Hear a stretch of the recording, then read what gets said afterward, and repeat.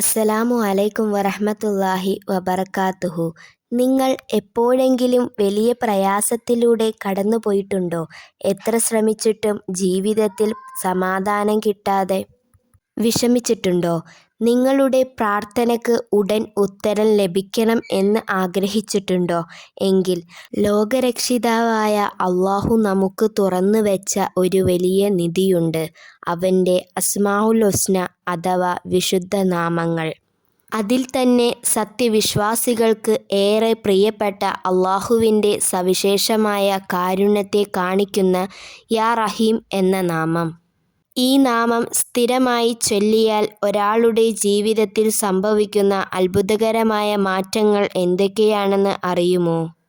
ഈ വീഡിയോയും അവസാനം പറയുന്ന പ്രത്യേക ചൊല്ലേണ്ട രീതിയും നിങ്ങളുടെ ജീവിതത്തിൽ വലിയൊരു പ്രയാസത്തിന് പരിഹാരമാകും. അതിനാൽ ഒട്ടും സ്കിപ്പ് ചെയ്യാതെ വീഡിയോ മുഴുവനായി കാണാൻ ശ്രമിക്കുക. നാം ദിവസവും ഓതുന്ന ബിസ്മില്ലാഹിർ റഹ്മാനിർ റഹീം എന്നതിൽ തന്നെ അൽ റഹീം എന്ന നാമമുണ്ട്. എന്താണ് യാ റഹീം എന്നാൽ? അല്ലാഹുവിന് അർ-റഹ്മാൻ എന്നും അർ-റഹീം എന്നും രണ്ട് നാമങ്ങളുണ്ട്.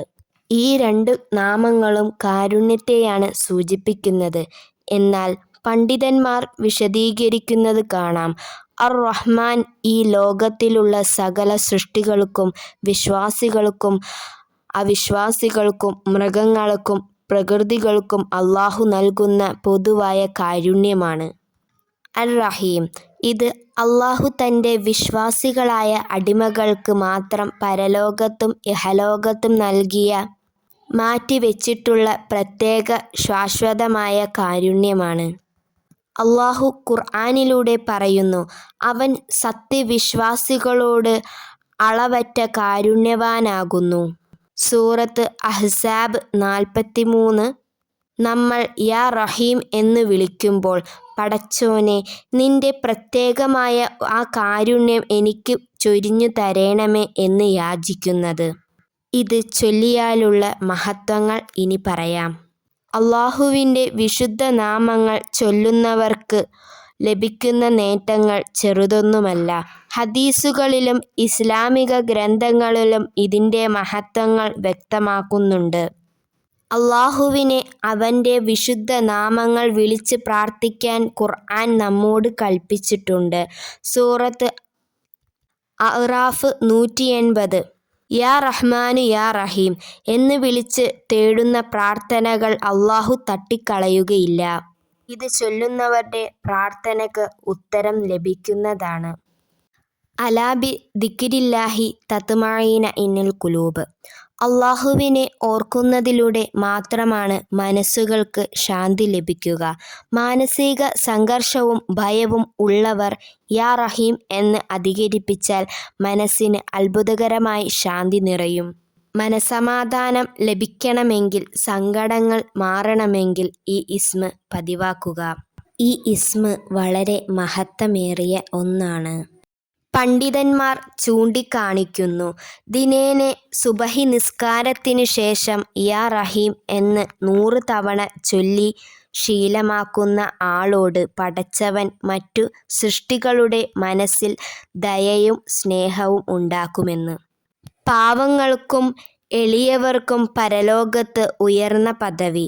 അല്ലാഹുവിൻ്റെ കാരുണ്യം ആഗ്രഹിച്ചുകൊണ്ട് അവൻ്റെ നാമം ചൊല്ലുന്ന ഓരോ അക്ഷരത്തിനും നന്മകൾ രേഖപ്പെടുത്തുന്നു, തിന്മകൾ മായ്ക്കപ്പെടുന്നു.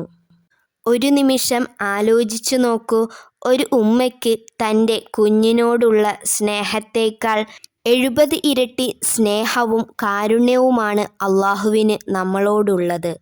നാം എത്ര തെറ്റുകൾ ചെയ്താലും, എത്ര വലിയ അപരാധങ്ങളിലും അല്ലാഹുവിൻ്റെ റഹ്മത്ത്, കാരുണ്യത്താൽ നിന്നും നിരാശരാകരുത് എന്ന് അവൻ ഖുർആനിലൂടെ നമുക്ക് ഓർമ്മപ്പെടുത്തി തരുന്നു. നമ്മൾ അല്ലാഹുവിലേക്ക് ഒരടി അടുത്താൽ അവൻ 10 അടി നമ്മളിലേക്ക് അടുക്കും.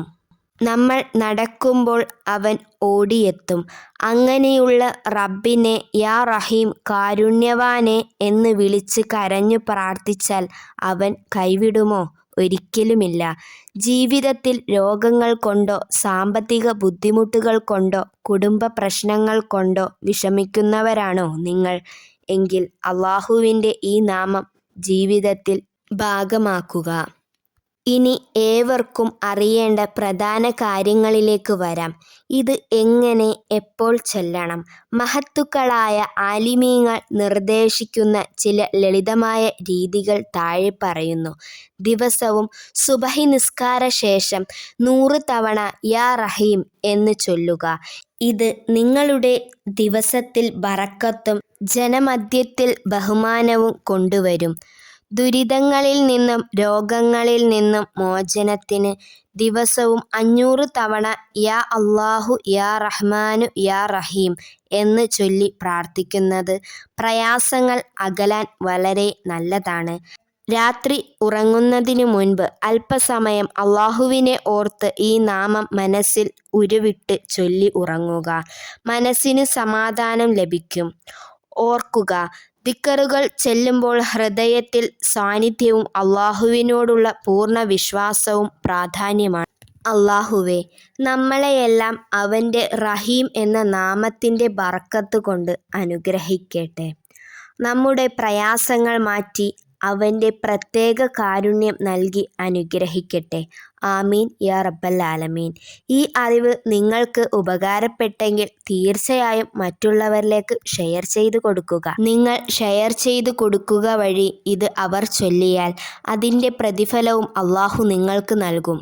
നിങ്ങളുടെ അഭിപ്രായങ്ങളും പ്രാർത്ഥനകളും താഴെ കമൻറ്റിൽ രേഖപ്പെടുത്താൻ മറക്കരുതേ. ഇതുപോലുള്ള ഇസ്ലാമിക് അറിവുകളുമായി ഞാൻ വീണ്ടും വരുന്നതാണ് ഇൻഷാ അല്ലാ. നിങ്ങളുടെ വിലയേറിയ ദുആയിൽ എന്നെയും ഉൾപ്പെടുത്തുക. അസ്സലാമു അലൈക്കും വറഹ്മത്തുള്ളാഹി തആല വബറകാതുഹു.